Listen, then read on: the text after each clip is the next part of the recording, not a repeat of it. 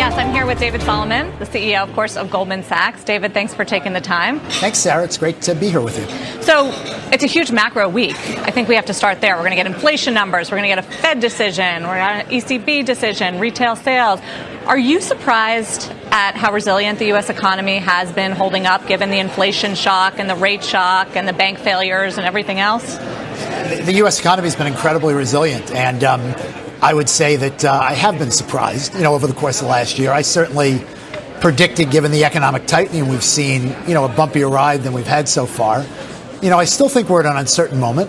And I just said at the conference here, while our economists, again, reduced their view on the chance of a recession in the U.S., I just think it's a period to be a little bit cautious. I've got enormous respect for Jan Hatzius. You've always sounded more bearish than he is. But he's been more right, at this point. And so I think we look at it, I think we could muddle through here, with a much softer landing than we would have expected.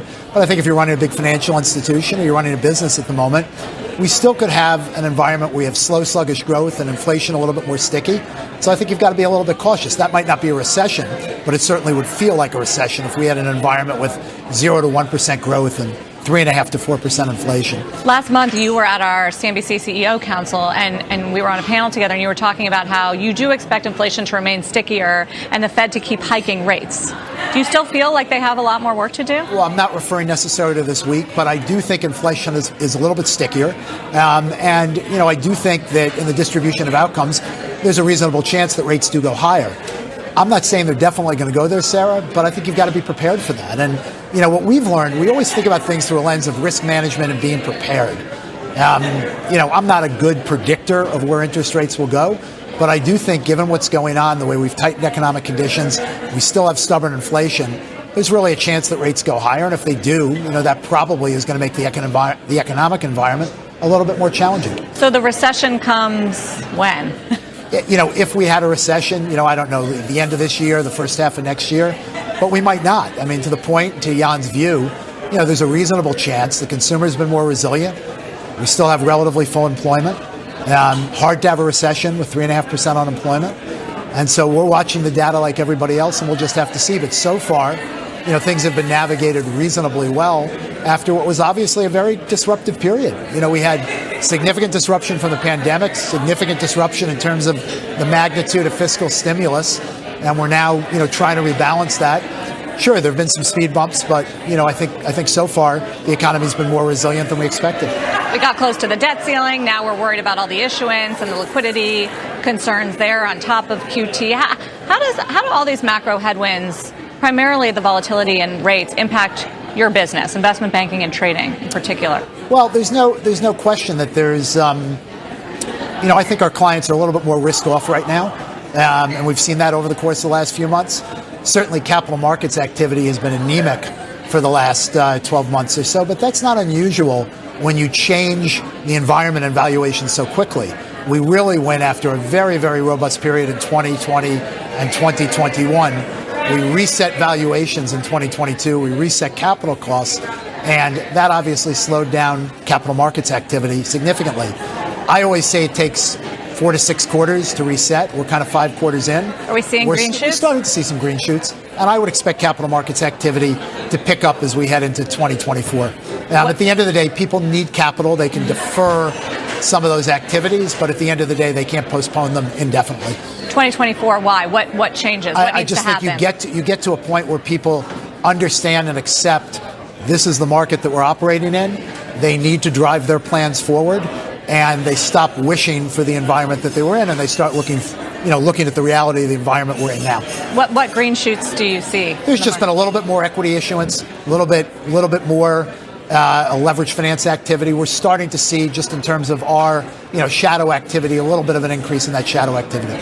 So does that mean, do you foresee further headcount reductions in the business? Well, when you look at our business has a couple of headwinds at the moment. We talked about capital markets headwinds. We're always looking to right size the business for the opportunity, and over the course of the year, as you appropriately point out, we've been narrowing our headcount just a little bit to rebalance.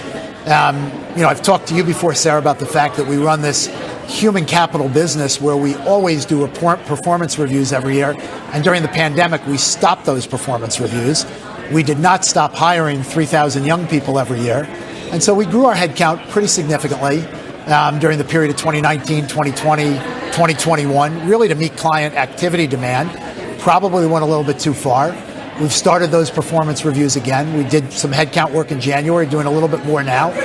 We'll look forward and we'll see what the environment is, but we're always going to right-size the business, to the environment that we see.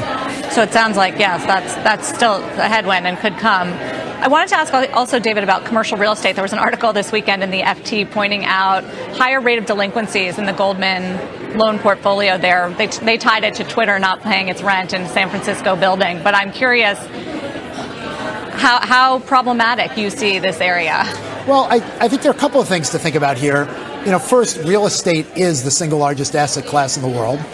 And when you look at what's happened over the course of the last 12 months, where we've tightened interest rates by 500 basis points, there's no question that the real estate market, in particular, commercial real estate, has come under pressure. At Goldman Sachs, we have a relatively small lending portfolio compared to many others. But we do have a significant amount, not a significant amount, we do have a reasonable amount of equity investments in real estate compared to a number of our banking peers. And the reason for that, and I know you're familiar with this, is after Dodd-Frank, we grew our alternatives business on balance sheet.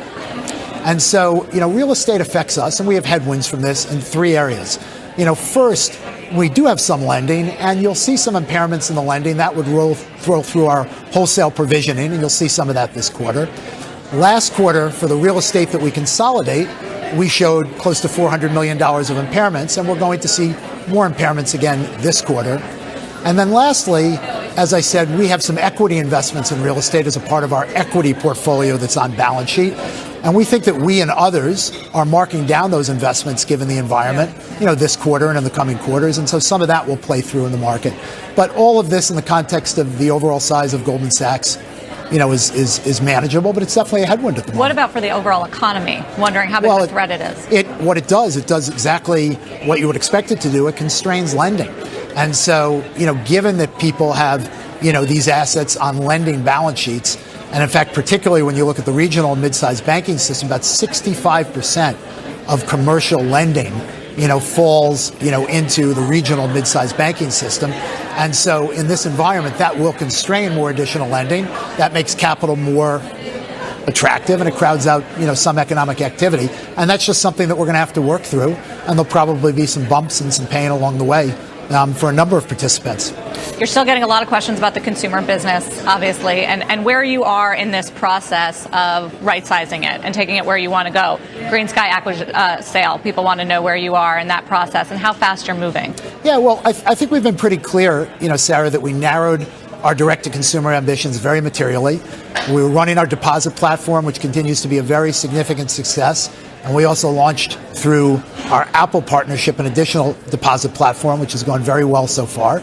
We have our two credit card partnerships that we're continuing to work on running them better and improving them. And we said to the world that we're, looking at the potential sale of Green Sky. I don't have an update on that at this point, but that's really where our focus has been. We also announced that we were removing the rest of the Marcus loans that we had on our balance sheet. We've done that successfully. So we've narrowed the focus. We're making progress. As I've amplified, every time I've asked, it's a small portion of the firm. It's a small drag. You get a lot of investor questions or more media? It's media. We don't get a lot of investor questions. The questions generally come, from the media, but it's appropriate. And, people want to understand, everything we're doing across our business. And I will highlight our core banking and markets business. It's certainly been sluggish. John talked about that a little bit because there's been less capital markets activity, as we've just been talking about, but that business still on a relative basis continues to perform really well, and that is, the lead engine of the firm. Great feedback from our clients, continuing strength in our market shares there, and we're super excited about our asset and wealth management story, what we laid out in Investor Day, our ability to grow that asset and wealth management business, and as we continue to reduce our balance sheet. I just talked about our commercial real estate on balance sheet. That was part of our alternative strategy. Over the last few years, we've been changing that strategy, reducing that legacy balance sheet, and now focused on a client fund model. And as we get behind that, that obviously improves the returns in that business materially. Yeah, I was going to ask how you get the path to return on equity. How do you get to the 14 to 16% improvement? Well, we have a big global banking and markets business. that I think, in the first quarter performed very well. You can go look at the returns on that, but mid-teens. I think that business is mid-teens through the cycle. That doesn't mean you won't have a quarter where the returns are materially lower, but through the cycle, it's a mid-teens business. It's a significant part of the firm. As we continue to reduce this legacy balance sheet, which right now in this environment is a big headwind to our returns, you start to get meaningfully improved returns in our asset and wealth management business. And Mark Nachman at Investor Day, laid this out pretty clearly. It's going to take a period of time. It's going to take a couple of years to work through that, but we're relatively confident that we can work through that. And as we bring the consumer platforms to profitability, that reduces the drag there. So we think we have a clear plan. We think we're executing on it. The environment's not a perfect environment, and so we have some headwinds, as I just mentioned around that. But when I look forward over the next 2 to 3 years, I feel, really good about the way we're executing, and in particular, the way we're executing for our clients. There's also the SVB fallout, the bank failures. What sort of regulatory action do you expect as a result of that, and how would it impact a Goldman? Well, there's no question that there are regulatory headwinds, and that the overall regulatory oversight of the banking world, continues to look potentially for more capital and more regulatory structure. A lot of that certainly is going to be focused on, the regional mid-cap banking system coming out of SVB. I think the large GSIB banks have been an incredible source of strength. I don't personally think that they need more capital, but I think there's a risk that in this reevaluation, we're preparing for that, and we can adapt for it. At the end of the day, if you put more capital in the banking system, what ultimately happens is the cost of that capital is passed on to end users. And so that'll take a little bit of time, but there's no question that as you put more capital into the banking system, it does get passed on in terms of cost of lending and cost of capital more broadly. We're clearly past the acute phase of this crisis, mini crisis, whatever you want to call it. What do you think is going to happen to regional banks in this country, and do you anticipate more failures? Well, there are long-term trends that are in place here, and we've been very focused on the short-term disruption, but I think you have to recognize that if you go back 25 years, there were 13,000 banks in the United States, and today there are a little over 4,000. There are reasons why that consolidation is pushed in the direction that it has. There are pressures on banking institutions, especially regional and mid-sized banking institutions. Liability costs are going up, obviously. The technology that's necessary in a digital world scales much better with scale than it does in smaller businesses. That's a cost and a headwind to returns. And in addition, more regulatory burden is a headwind to returns. So our research analysts talked about the fact that they see a 300 to 600 basis point drag on the ROEs of the mid-cap and regional banking system, given a bunch of these headwinds. If that continues, I think there'll have to be more consolidation, or there will be, some more institutions that have some pressure.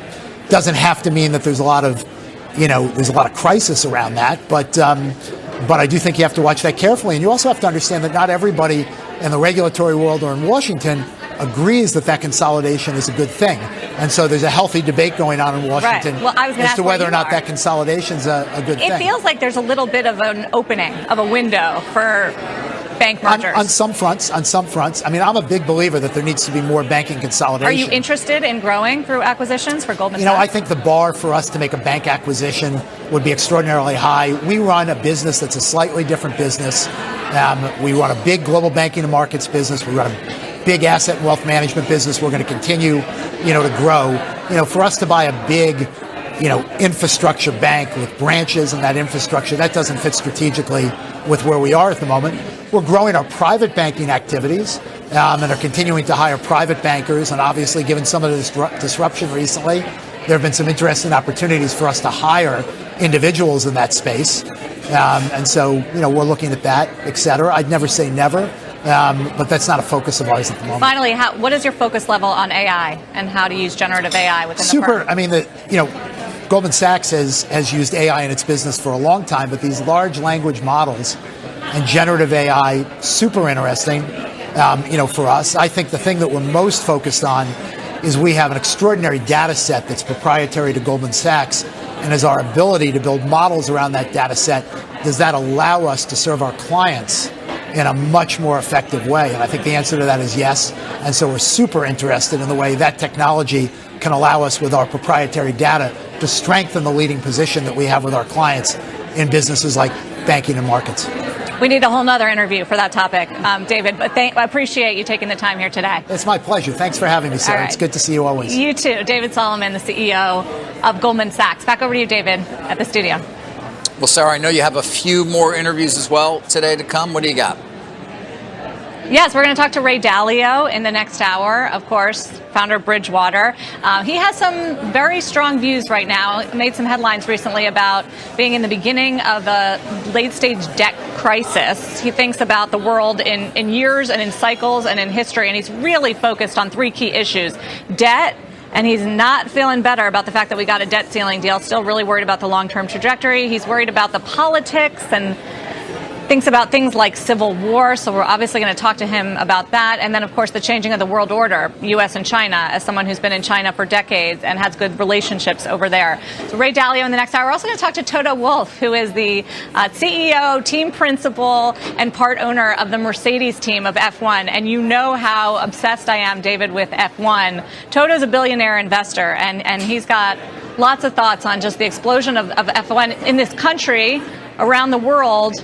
And then, of course, runs it like a business. They have to think about things like inflation and supply chain as well. So looking forward to that one as well. I'm sure you are. And yes, I do. Both Mike and I know how devoted you are as a fan of F1. Sarah, thank you. Indeed. After the break, is you. the IPO drought finally coming to an end? Why some, at least, are arguing, yeah. We're going to discuss that. Don't go anywhere.